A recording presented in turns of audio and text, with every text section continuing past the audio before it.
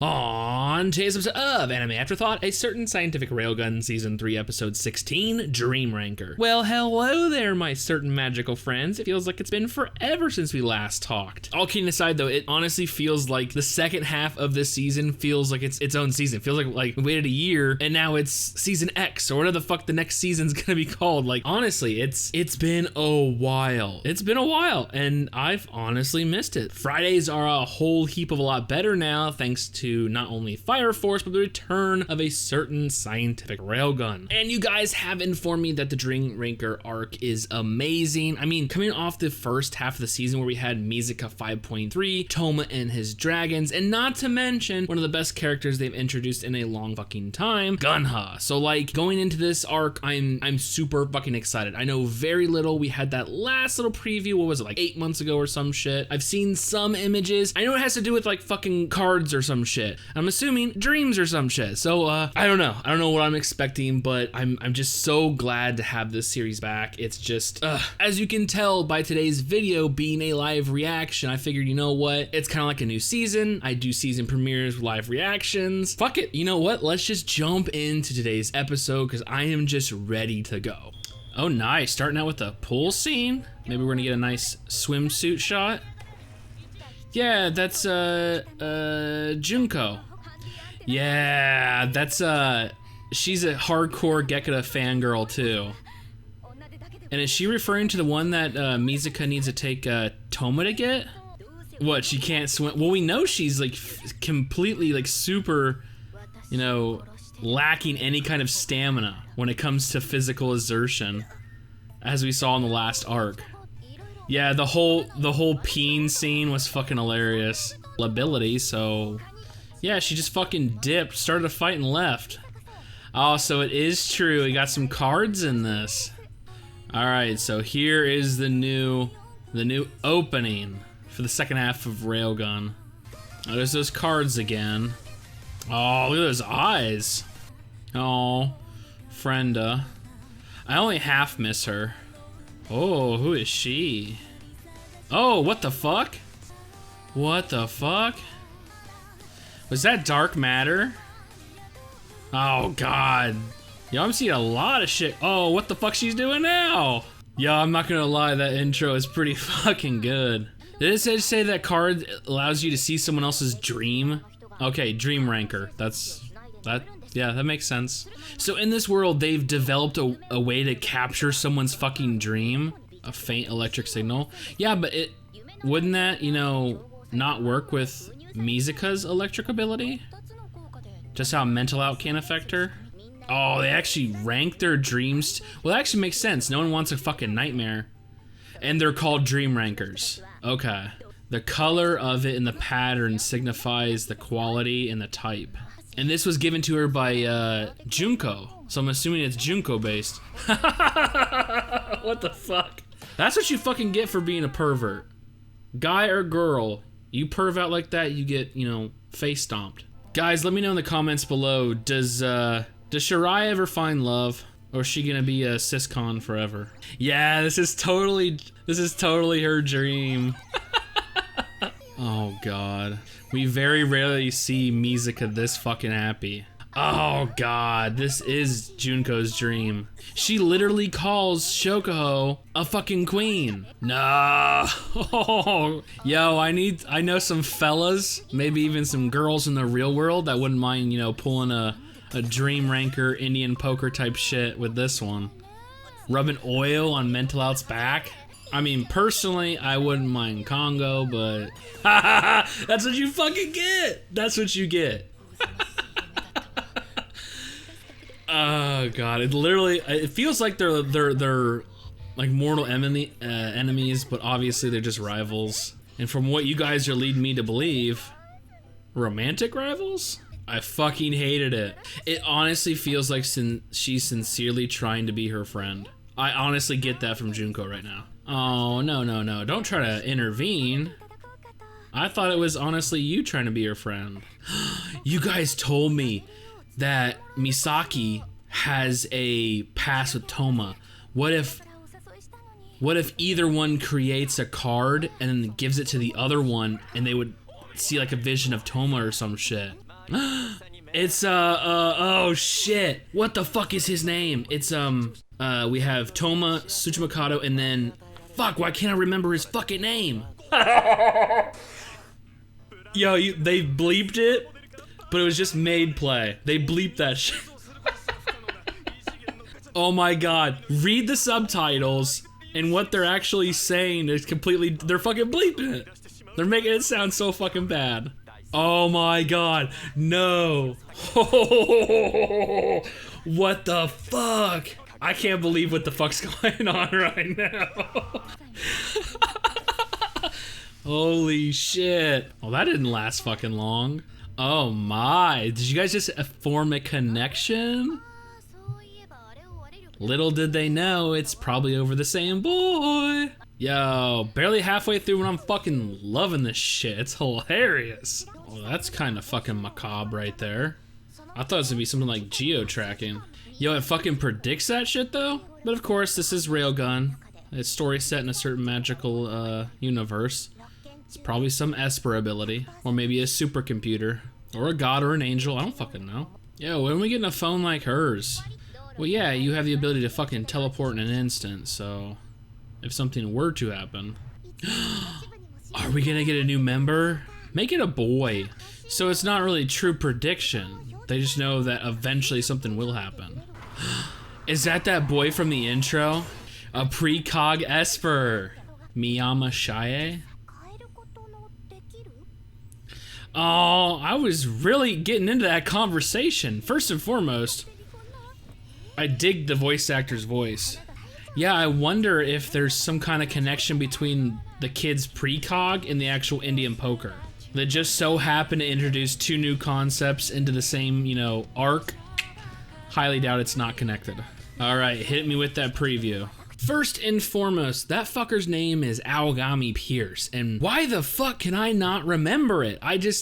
Is it because he's had very, very little screen time overall? Like, I mean, especially compared to Toma, and even Tsuchimakado's had a hell of a lot more. Tsuchimakado's little sister has had more fucking screen time than this dude. But yeah, he is the creator of S-level, you know, S-rank dreams in this Indian poker. He is a dream ranker. So that's, okay, so the entire concept of capturing one's dream is a real life dream. An aspiration could, you know, give us a better understanding of the human mind, especially the subconsciousness and what goes on. Like, that is a real life goal. A certain series just went and fucking done it. Like, they fucking did it. There is, you know, a machine that is able to capture one's dream, and then not only capture it in such a vivid detail, it allows another person to actually utilize it just by putting a Pokemon card on their head. Like, what the fuck? Like, the whole concept of that is fucking amazing, but there's a lot of questions, like, who's behind this shit? What's the real because, you know, you can't just have something good happen in this series. You know, there's always a fucking ulterior motive in a roundabout way that basically, you know, something, you know, shiesty is going on in the fucking background. You fucking know that when you enter a series like this. But yeah, first and foremost, Junko is an amazingly lovely character with a pure spirit, but unfortunately she is under the guise of the Shokuho clique, and we do know that Misaki and Mizuka are like oil and water, cats and dogs, like mental out and Railgun. Let's put it like that. But it honestly, at one point, it looks like she's actually trying to be her friend. They're, you know, bonding over their love of Gekida at the very beginning, which I'm 95% sure the strap that she referred to was the one that she had to take Toma to get, or am I confusing? Like, chronologically, I'm fucked on this series. Like, I really do need a certain series interpreter. And that's why I'm so glad I have you guys in the comments. Let me know below, is this the one where they had to go and sign up as a couple to get future things from past aeons? Anyways, moving forward, the whole scene between her and Mental Out, and then having that fucking, is it the Den Mother? I'm not 100% sure. I know she is in charge of like the Tokuwadai girls, right? Yeah, but dipping out and then leaving her to deal with that fucking mess, absolutely hilarious. Then we see them later bonding over, you know, the Indian poker. And once again, Satin has her finger on, you know, the pulse of Academy City. She knows all the underground drugs and terms and all the shit going on. Fucking shadow metal. Now she knows knows Indian poker. It's probably her obsession with these, you know, these dark web, I'm doing air quotes, the dark web type, rumor mill type sites and shit that she visited constantly. I dig Satin. I really do. Definitely hashtag level 6 Satin. Who's with me? Come on, give it up. Yes, she's the one that notices what the card Junko actually gave Mizuka is. And we learn of Dream Ranker. This, you know, this awesome ability to capture one dream and then allow another person to actually experience it. Now, after we see a little creep fest coming from Shirai, once again, you're heavy-handed. You know, you gotta play it smooth, gotta play it subtle. You're laying it on way too fucking thick. But we all know when she shows up, we're gonna see something badass or something pervertedly hilarious. This time we got a couple chuckles out of it. But it's time for Mizuka to go full on Inception into this mysterious dream world of Junko, and it starts out good. It starts out like you would expect. It is a fangirl's dream of Gekida. We see all the versions, and I'm assuming the names Mizuka is spouting off are their actual names. I just thought Gekida was like an overall thing, but no, each one has their own. Of course she's gonna fucking know them. And it's honestly like an episode of fucking Teletubbies or like Care Bears. Like, it's all just gleeful and awesome, but I saw it coming. I saw it fucking coming. She calls Misaki queen, my queen. We saw it earlier in the fucking episode when she showed up to start that cat fight. Like, you know shit was gonna go downhill. You know this was gonna take a fucking turn, and boy, howdy did it. And of course, what was an awesome, wonderful Gekida themed dream turned into a mental out nightmare where Mizuka was forced to play maid to a literal queen version of Shoko, and it's fucking hilarious. It literally gave her goosebumps in the dream and later on in the real world where she was recounting the nightmare she was just went through. It's just fucking hilarious. But I myself has precognition, all right? I saw the future. When I said I knew some guys in the real world, you know, obviously a certain world too, that would pay big money to rub down Shokaho with oil, but I did not see who would actually take my idea and make it reality. I did not see that coming at all. As we see them going over this little dream the next day, Mental Out, Railgun, and Junko, they overhear a conversation next to them about the S rank, the hardcore dream ranker, this man with the ability to create dreams of wild fetish perversions to the upteenth level, like a god tier dream maker. Like, this dude's legit. He's fucking weather women in bunny girl outfits and I don't know, some level 5s we know of. Dude, my man Aogami got that shit on lock. Of course, I would have charged big money for it, but he was just handing this shit out for free. You know what? He's a true pervert. True pervert. And may I dare say he is a visionary. I mean, we have similar minds.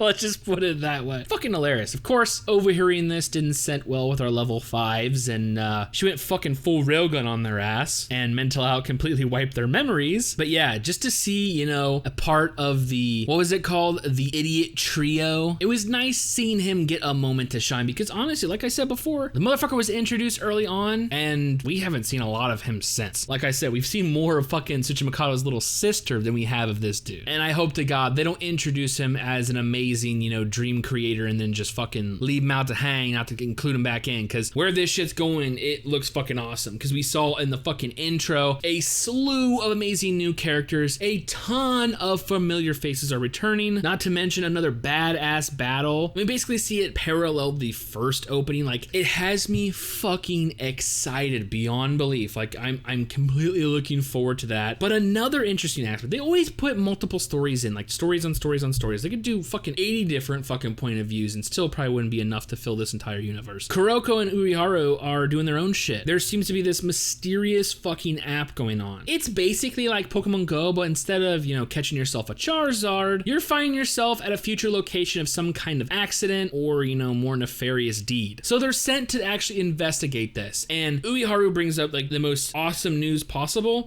Maybe a new introduction into a possible new character into this, you know, this foursome going on. At least a new member of Judgment. They just happen to be, you know, investigating this app near the training facility of Judgment. They know that their branch is getting a new member. I don't know, but they also then introduce, like, as soon as I said I wish it's a boy, because this is just like the ratio's a little off. I mean, it's supposed to be Railgun, but still, you do need to balance it out. They introduce a fucking boy. This app is, you know, a Esper ability. It's precognition as they witness, you know, this incident go down that literally would have caused a, you know, a chain reaction interaction that led to a girl's fucking being smashed between a car and a fucking vending machine. Obviously, Uiharu's like, she's legit when it comes to her battle prowess as well as, you know, strategy. She found the advantage point instantly, found the little kid, but in reality, he wanted it that way because it's his ability, and he wanted to meet the ribbon-haired girl and the flower chick, and we get his story. Miyama Shaye, a 4th grader with the Esper ability to capture the future in a photograph. Not only that, he's actually the one that created the app to utilize his own ability. Now, so this is where we get a little weird. He's referring to a term called the bank. They don't kind of develop on that. Am I missing something? Have they already previously introduced this? To me, what I'm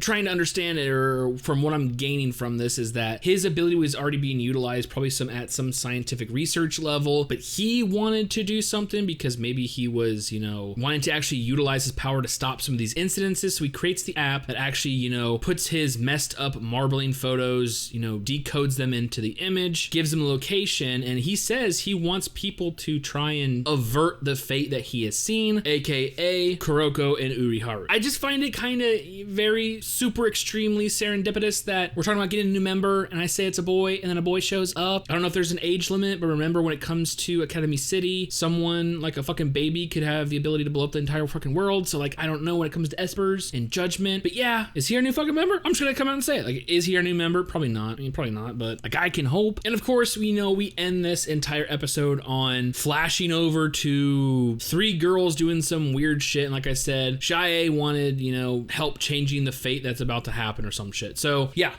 focusing its last image on a Indian poker card in her pocket, which maybe there's some kind of connection between, you know, these dreams and then his precognition, like what's going on, fate. Like, I'm not 100% sure what the connection is. Even the preview for next week is just a mishmash of a bunch of flashes of images saying maybe this boy is, you know, not telling us the entire fucking truth. Maybe he's hiding something. And then Kuroko is in a giant explosion of fire. I'm assuming it's a dream. Yeah.